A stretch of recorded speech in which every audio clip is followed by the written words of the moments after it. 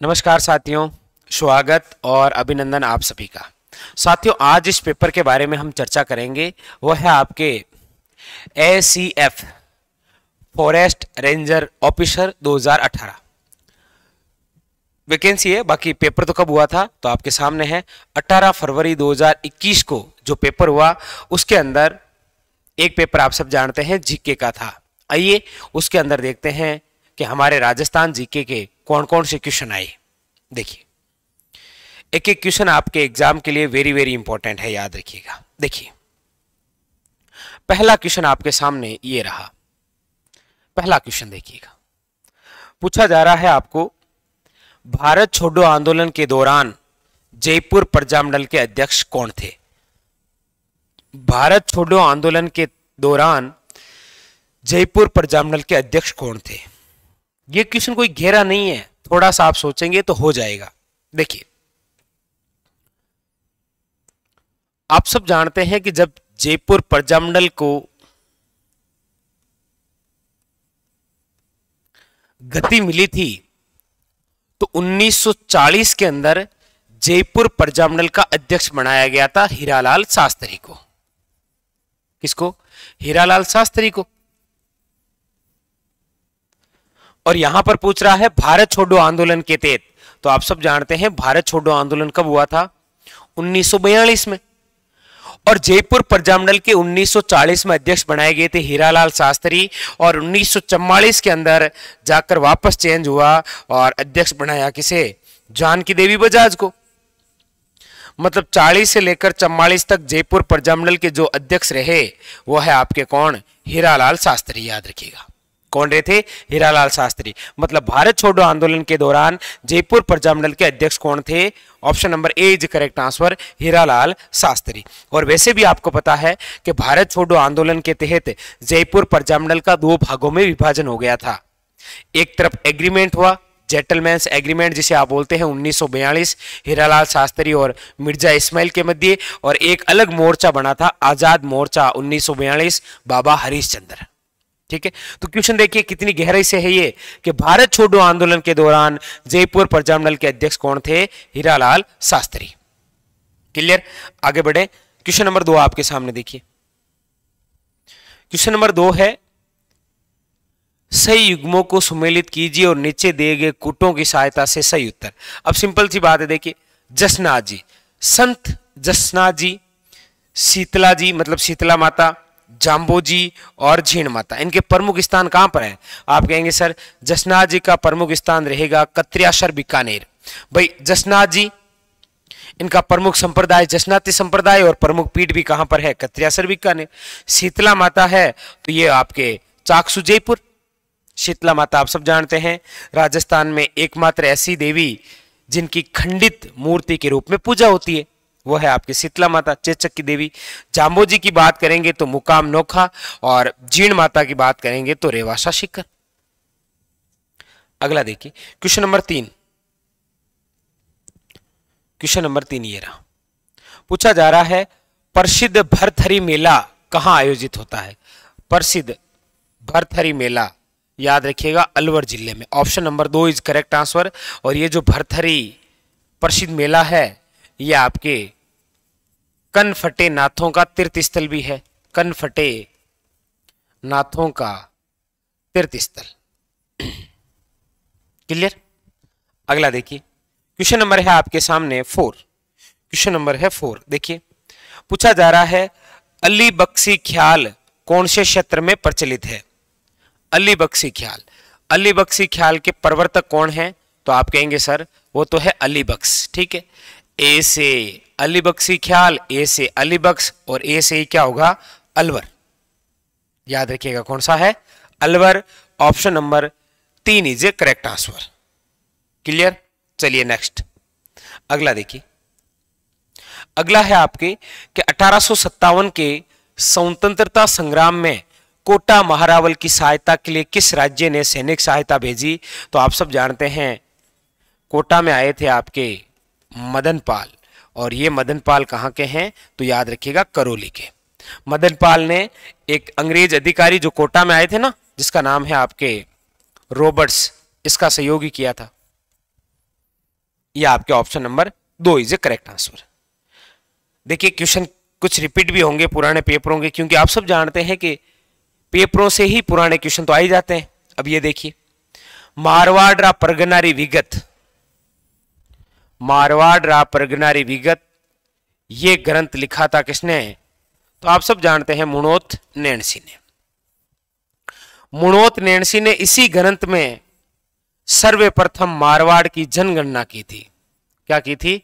मारवाड़ की जनगणना।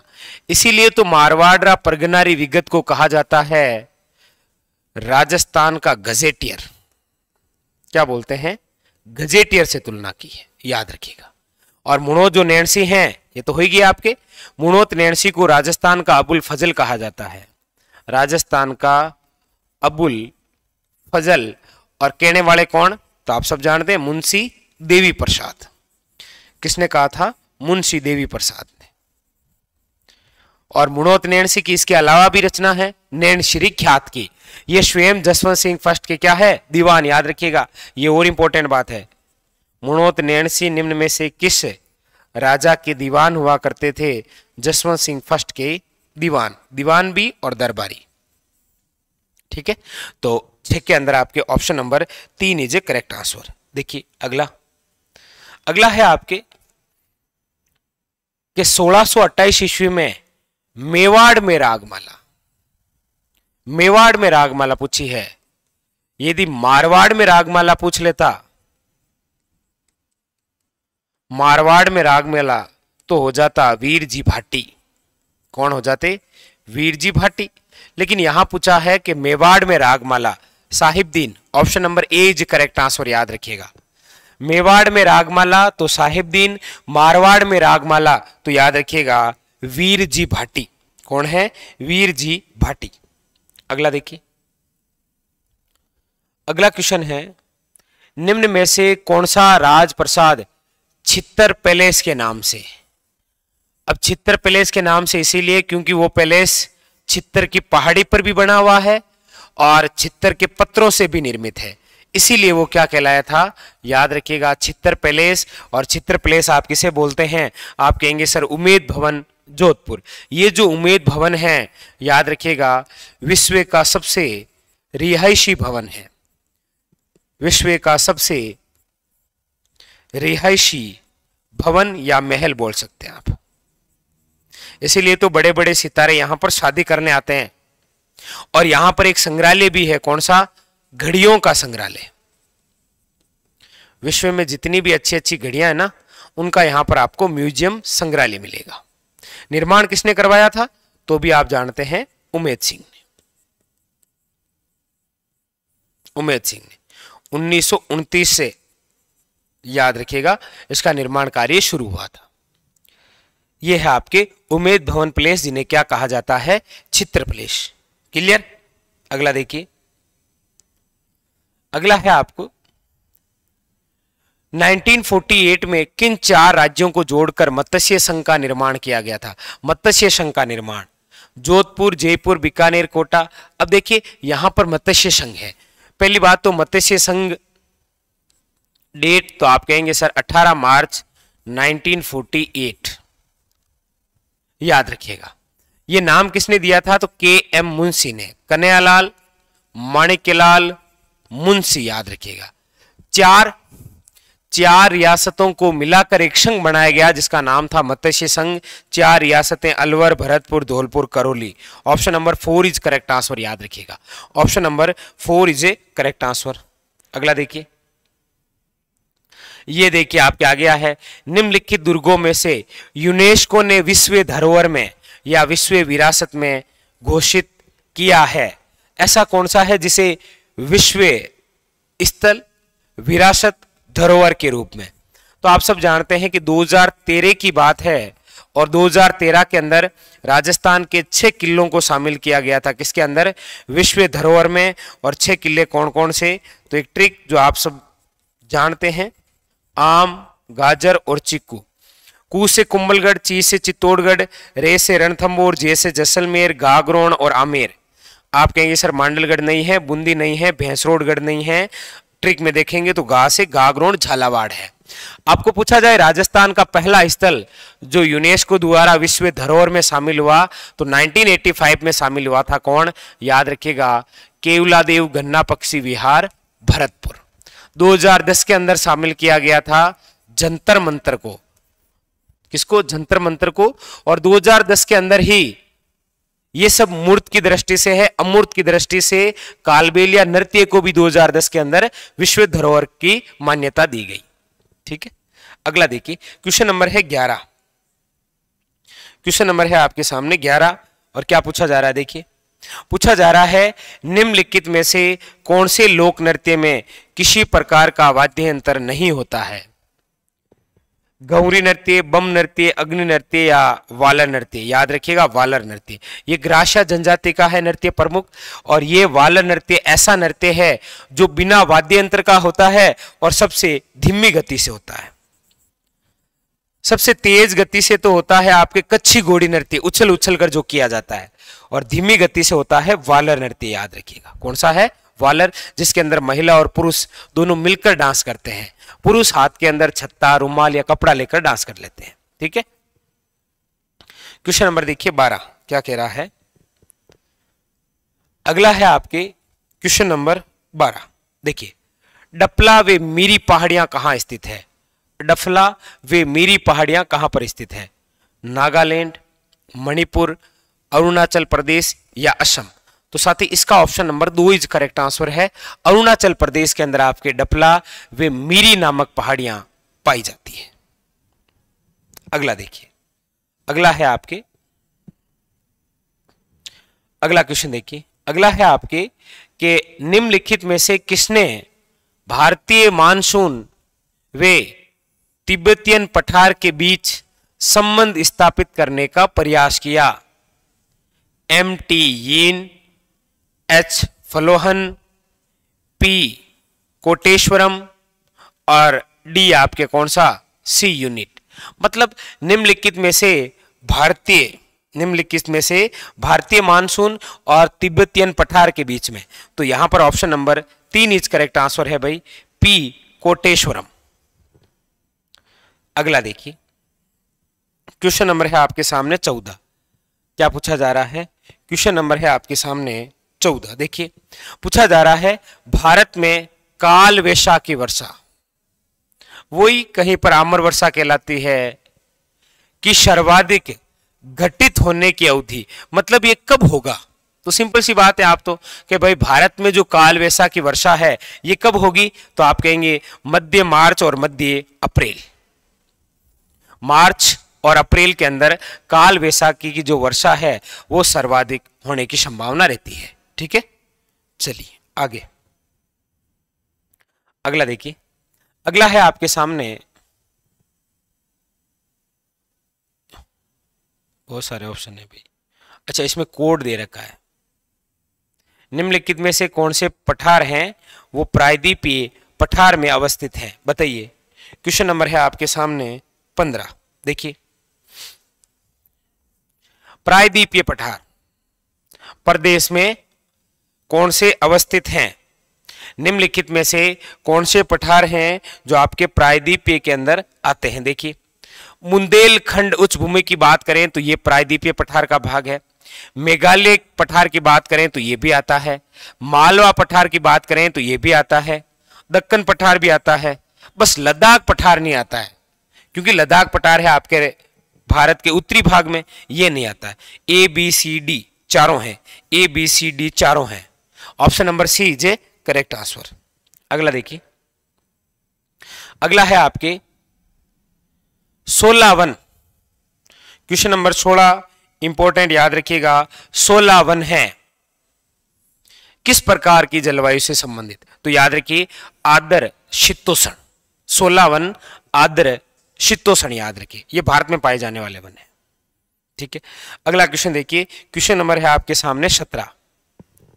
पूछा जाए भारत के कौन से भाग में सर्वाधिक बाढ़ प्रभावित क्षेत्र पाए जाते हैं? भारत में देखिए, ट्रांस गंगा मैदान, मध्य एवं निचला गंगा मैदान, पूर्वी तटीय मैदान या गुजरात का दक्षिण पश्चिमी भाग? अब गुजरात का दक्षिण भाग में क्या रहेगा? भारत के कौन से भाग में सर्वाधिक बाढ़ प्रभावित क्षेत्र पाए जाते हैं? तो याद रखिएगा मध्य या जो निचला गंगा मैदान है ना, वहां पर सर्वाधिक बाढ़ आने की संभावना है। अगला देखिए, अगला है आपके क्वेश्चन नंबर 18 आपसे पूछा जा रहा है कि भारत का क्षेत्र गंभीर सूखे की पुनरावृत्ति की दशा से प्रभावित है। भारत का कितना प्रतिशत क्षेत्र गंभीर सूखा, मतलब इतना गंभीर सूखा है, सूखा नहीं पूछा, गंभीर सूखा पूछा है, तो यह है आपके लगभग 16%, याद रखिएगा। Option number A is correct answer. अगला देखिए, क्वेश्चन नंबर है आपके सामने 19। क्वेश्चन नंबर है आपके सामने 19। देखिए क्या पूछा जा रहा है, दिख तो रहा आपको? ठीक है, सूची 1 का सूची 2 से मिलान करना है, ये लीजिए, देख लीजिए। उष्ण कटिबंधीय शुष्क पर्णपाती वन, मृगोवन, उष्ण कटिबंधीय कंटीले वन और उष्ण कटिबंधीय अर्ध सदाबहार वन कौन कौन से हैं बताइए। देखिएगा, यदि हम उष्ण कटिबंधीय शुष्क पर्णपाती की यहां से बात करते हैं तो इसको तो हम जोड़ सकते हैं हमारे राजस्थान के क्षेत्र से भी, सांगवान के वन इसी क्षेत्र में मिलते हैं और यही वनस्पति है। ठीक है, अगला है आपके मृगोवन, आपको सुंदरी वन, कौन से हैं? सुंदरी वन, जो आपके सुंदरवन डेल्टा में नहीं मिलते, वो है ये। अच्छा, फिर है आपके उष्ण कटिबंधीय कंटीले वन, तो कंटीले हैं तो बबूल को पकड़ लीजिए भाई, बबूल कंटीले तो होता है। और उष्ण कटिबंधीय अर्ध सदाबहार वन, तो ये हो जाएंगे आपके रोजवुड। रोजवुड एक के अंदर 2 है, एक के अंदर 2 है, जिसमें नहीं है उसको काट दीजिए। ठीक है, मृगोवन है आपके सुंदरी, मतलब बी में 4 है, बी के अंदर 4 दोनों में। उष्ण कटिबंधीय कंटीले वन बबुल है, मतलब शी में 3 है, सी में 3, एक में है। Option number 2 is correct answer. अगला देखिए, क्वेश्चन नंबर है आपके सामने 20। क्वेश्चन नंबर आपसे पूछा जा रहा है 20। देखिए, पूछा जा रहा है आपको सीकर, झुंझुनू व नागौर जिले राजस्थान की कौन सी कृषि जलवायु पेटी के अंतर्गत आते हैं? शुष्क पश्चिमी मैदान। अब सीकर, झुंझुनू और नागौर की बात है तो ये शुष्क पश्चिम में तो आने से रहे, छोड़िए इसको। अगला है अंत्य स्थलीय अफवाह के अंतर्वर्ती मैदान क्षेत्र। बिल्कुल देखिए, सीकर, झुंझुनू, यहां पर कांतली नदी बहती है, नागौर के अंदर भी बहती। ठीक है, option number 2 is correct answer हो जाएगा भाई, क्योंकि अर्ध शुष्क पूर्वी मैदान में तो है नहीं सीकर, झुंझुनू, और बाढ़ संभावित पूर्वी मैदान में भी है नहीं, तो ऑप्शन 2 ही बचता है आपके। Option number 2 is correct answer. अगला क्वेश्चन देखिए, क्वेश्चन नंबर है आपके सामने 21। देखिए क्या पूछा जा रहा है, निम्नलिखित में से कौन सी नदियां गंगा नदी तंत्र का भाग नहीं है? गंगा नदी तंत्र का, देखिएगा हमारे राजस्थान की नदियां दे रखी है सारी की सारी, और यहां पर पूछा जा रहा है कि कौन सी नदियां गंगा नदी तंत्र का भाग नहीं है। अब गंगा नदी तंत्र तो स्वयं है बंगाल की खाड़ी का भाग। हमारे राजस्थान की यदि हम बात करें तो बंगाल की खाड़ी की प्रमुख नदी तो है चंबल। कौन सी है? चंबल, बनास, गंभीर और कौन सी? बाणगंगा। मतलब जो नहीं है वो देख लीजिए।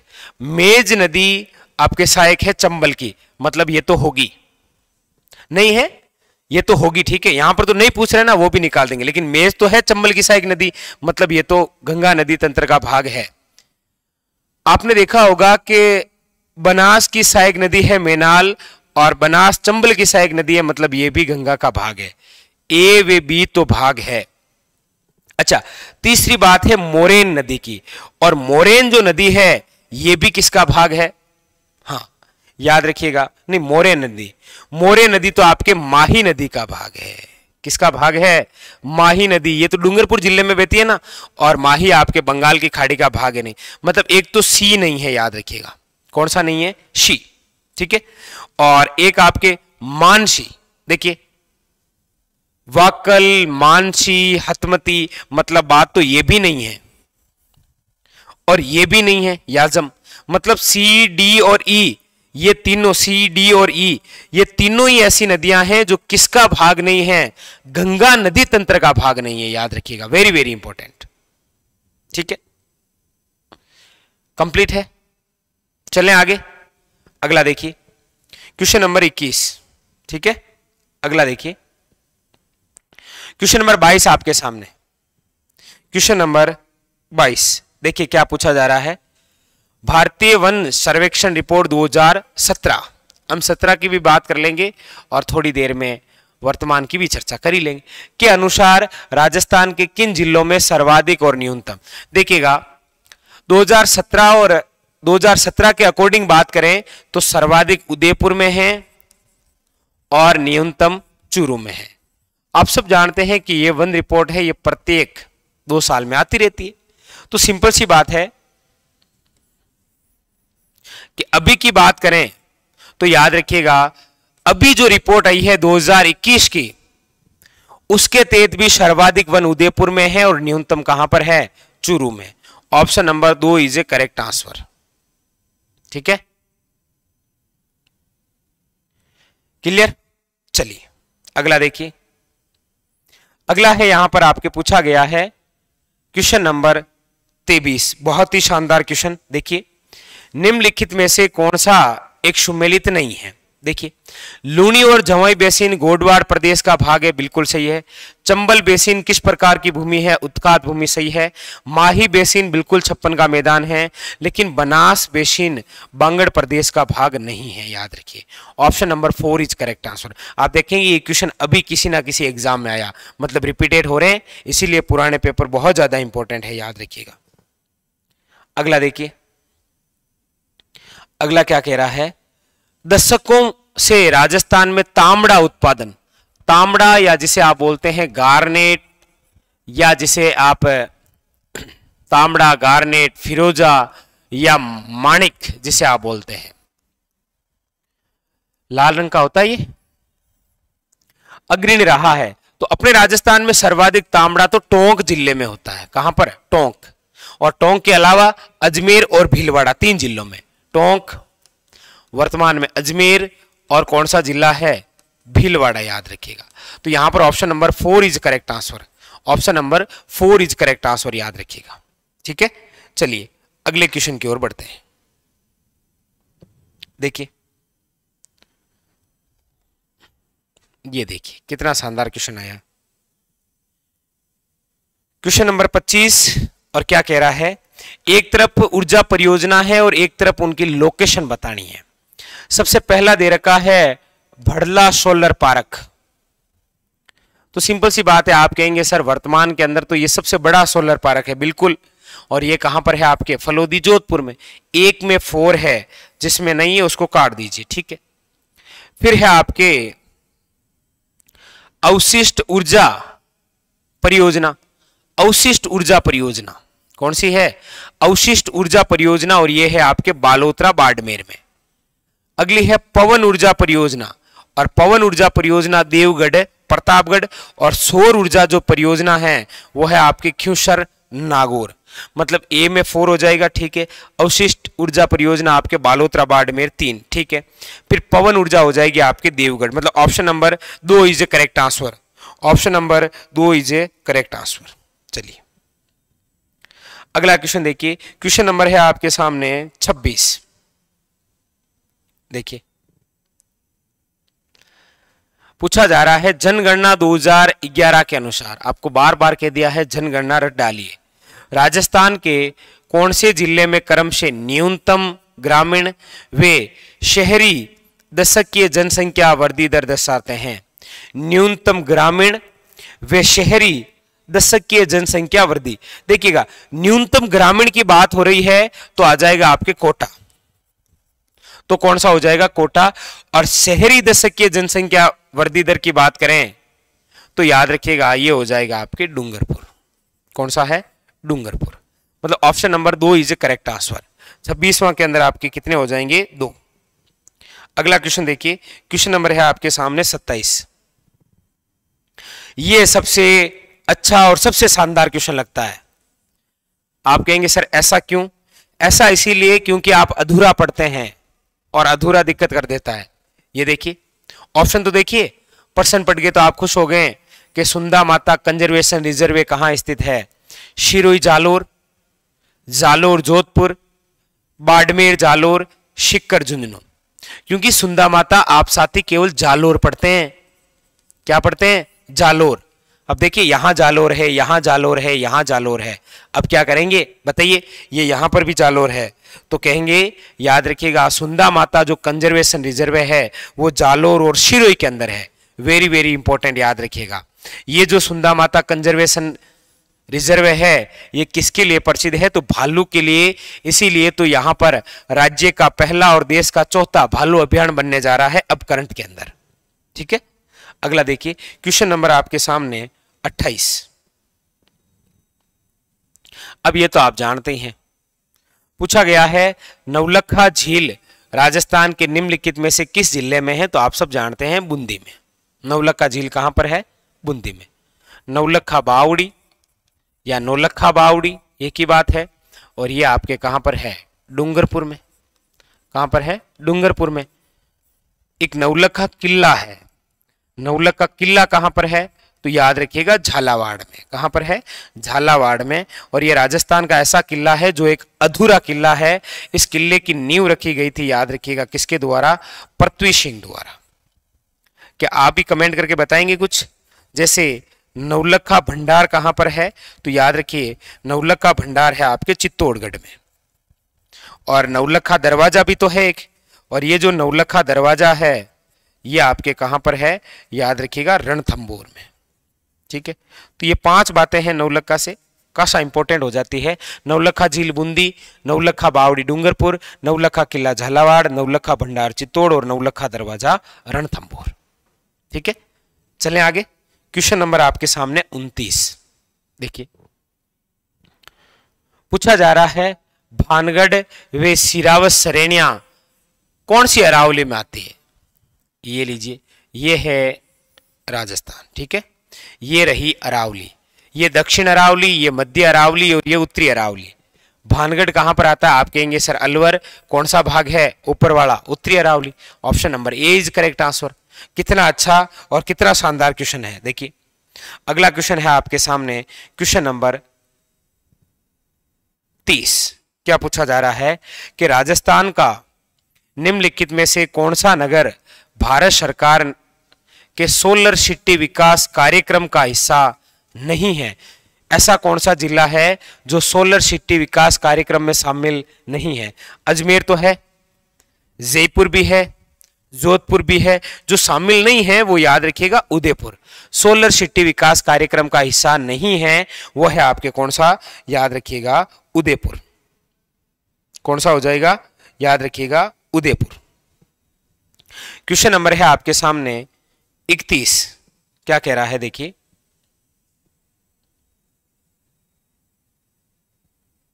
अच्छा ये भी कूट का है क्या?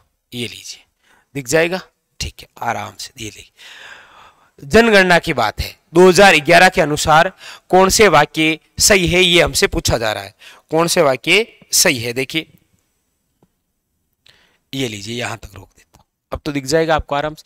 पहला क्या कह रहा है कि राजस्थान की 24.9 जनसंख्या नगरीय क्षेत्रों में निवास करती है। मतलब ग्रामीण क्षेत्रों के अंदर जो निवास करती है वह है 75.1%। आप कहेंगे हाँ सर ये बात ठीक है। ये लीजिए, राजस्थान के शहरी क्षेत्रों का जो लिंगानुपात है वो 914 है, बिल्कुल सही है।